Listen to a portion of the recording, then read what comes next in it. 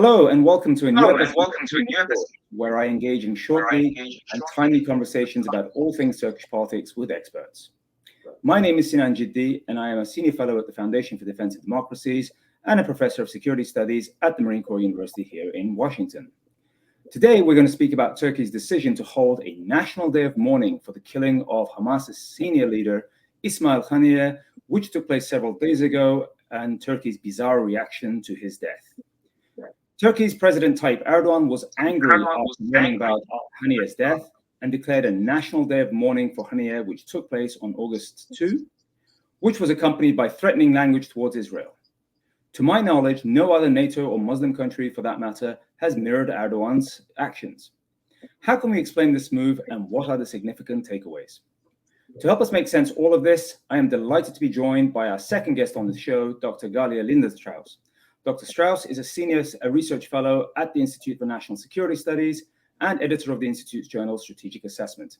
She specializes in Turkish foreign policy and has an active research interest in ethnic conflict, Azerbaijan foreign policy, the Cyprus issue, and the Kurds.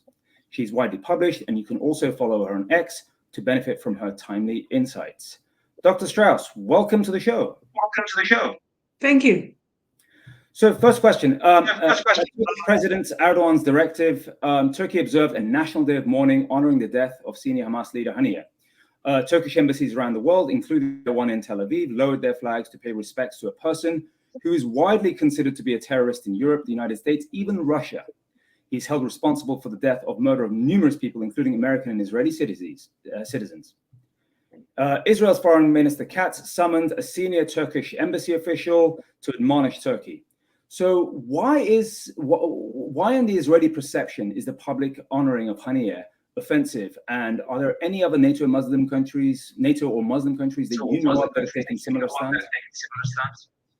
Well, I think it's rather obvious why the Israelis find it offensive. The Israeli public, I have to say, is relives October 7th every day through the media and through the social networks. It doesn't go away from the attention of the public. And this was, of course, the worst massacre of Jews since the Holocaust. So in this respect, I mean, the Israeli public is not forgiving for anyone who celebrates Hamas. I think we have to differentiate here between sympathy to the Palestinians, which is very understandable, and sympathy to Hamas, which is a terror organization. That's unacceptable. And in this respect, I think it was an offensive move to declare the day of mourning in general. I understand the embassy here was working according to the what other embassies were doing, but again, it was very negatively received by the Israeli public. And I have to say that as a Turkey analyst, I have a really hard time grasping a country like Turkey that suffered so much from terrorism and it seems to ignore what Hamas did in general. I have to say myself, I was almost killed in a Hamas bombing in the Hebrew University. And what is it just doesn't make sense that a country that understands terror, that suffers from it, is forgiving for such actions like Hamas did. Right, and some of the excuses that I've heard saying, well, Turkey wasn't just Haniyeh. I mean, they declared a national day of mourning for the death of, for example, the Iranian president. And I said, that's fine. That's a national leader, the president of a state, regardless of our opinion of an Iranian president. But he is not a designated terrorist in multiple countries, and including the adversary, one of the greatest adversaries of the West, Russia. But the Turks don't seem to think that applies. When we cite the issue of Russia, and you're absolutely correct to point out that Turkish experience with terrorism is mind-boggling with choosing to honor a horrific entity such as Haniyeh. And we should also mention that it was with Israeli and American cooperation that resulted in the delivery of Turkey's greatest terrorist, Abdullah Öcalan, to Turkish authorities back in the late 1990s. And without that assistance, I think it would have taken probably longer to essentially get him into custody. Okay, so what about this personal relationship that Erdogan enjoyed with Haniyeh? And he seems to be taking this killing, his passing or whatever you want to say, very personally. We can see this in his rhetorical outbursts since then, since Haniyeh's death. Why does Erdogan feel so close to Hamas leaders and their cause, do you think? Well, this has actually been something that Turkey has been very consistent about, its relationship with Hamas. Since 2006, these relations have been very steady. And basically, Turkey treats Hamas in a way as a little brother that is not accepted by the international community, like the Justice and Development Party was not supposedly not accepted in the beginning by the international community, and hence should be guarded. And there are, of course, personal motives for Erdogan to support Hamas because of his upbringing, and basically you understand where he came from and where he arrived to, and of course the affinity between Turkey, the Muslim Brotherhood, and Hamas. It's basically an ideological, religious affinity. And of course, the situation in between Israel and Palestine, which is very grave, and it's really the worst point we've been in, I think, since '48, basically. So yes, we are in a very difficult situation currently. So that's, I would say, this relationship that Turkey invested so much in that it's sort of unwilling to give up. But on a more practical note, basically, Haniyeh was their point of communication with Hamas. This is the person they talked with. This was their leverage, supposedly, on what was happening in Gaza.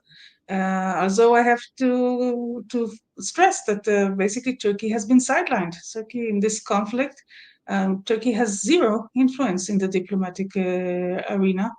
And I understand this is not to the liking of the Turks. They want to have a bigger role in what is happening, especially in the day after in Gaza. But their attitude towards Israel makes Israel completely unable to trust them in anything. And so they're basically what they're doing is counterproductive. This very biased pro-Hamas stance is from a rational, realistic point of view. It doesn't make sense if Turkey wants to have more influence on what is happening in the area. Yeah, I mean, just to underscore a major point that you made, I think is worth noting that it's one thing to have sympathy for the Palestinian cause and in this ongoing war against Hamas. It's another thing, praising actively and honoring the leadership of a horrific and vile entity that is responsible for the death of countless people, not just Israelis and Americans that we've put out there, but also a tremendous amount of Palestinians whom they use as human shields in the ongoing conflict. And also to echo your sentiments about Erdogan's relationship with some of these organizations, from the Muslim Brotherhood to other entities. It should also be noted at Haniyeh's funeral in Qatar, we saw Foreign Minister Hakan Fidan having a very cordial relationship with a very senior operative of the Taliban, which, I mean, it just never stops, one thing after another. And just seeing the trajectory of where Turkish foreign policy is gone or going in the last several years of this Erdogan government is quite staggering. Final question. In the past few days, we've also seen increasing escalatory language coming from current and former Turkish government officials. The former Speaker of the Turkish Parliament, Mustafa Şentop, tweeted, "It's almost time. You'll be defeated and you'll be wiped out or eradicated." A reference to Israel in the coming days.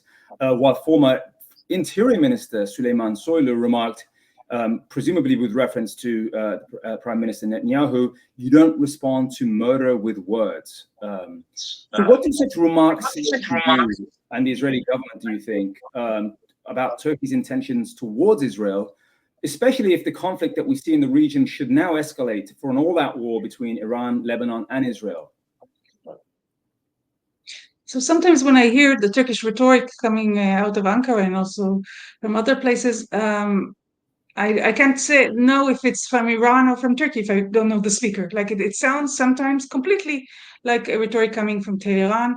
For example, the threats against Cyprus were exactly where Hassan Nasrallah, the head of the Hezbollah, said. So I think something is very wrong if they are speaking like this, like Iranians.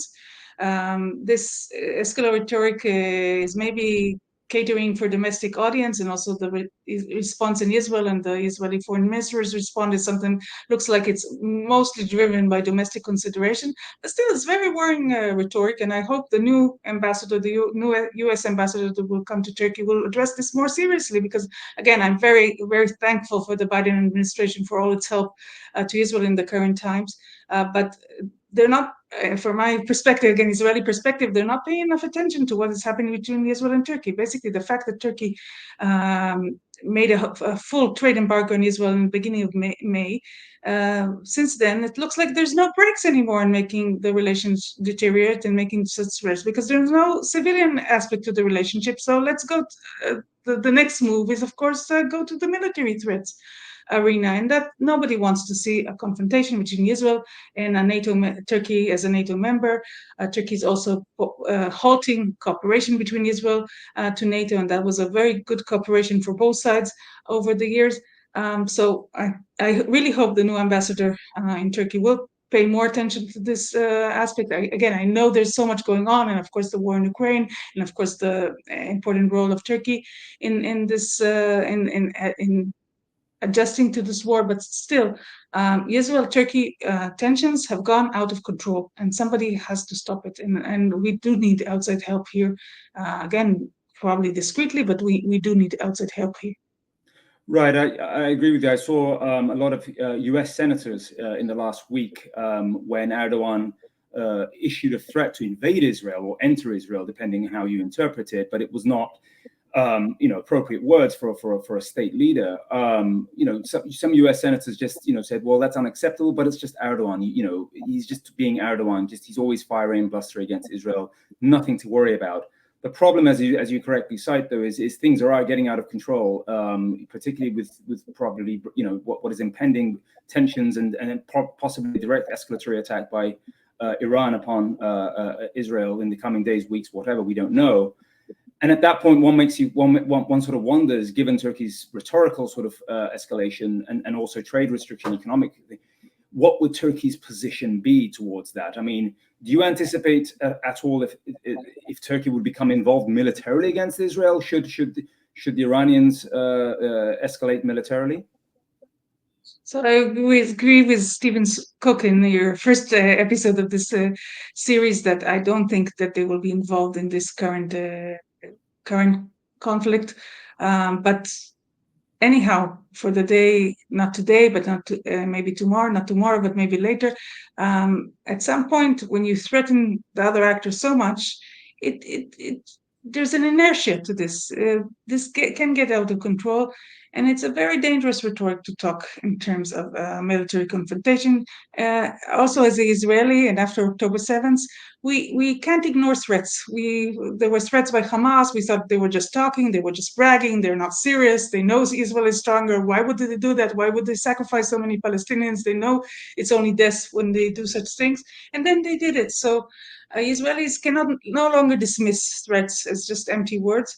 And hence, even if it's only catered for a domestic audience, even if it just is a manifestation of the frustration of Turkey that it's not influencing the events, that it's not bringing the end of the war, still, this is rhetoric of military threats, and this cannot be ignored, and Turkey should be held accountable for that.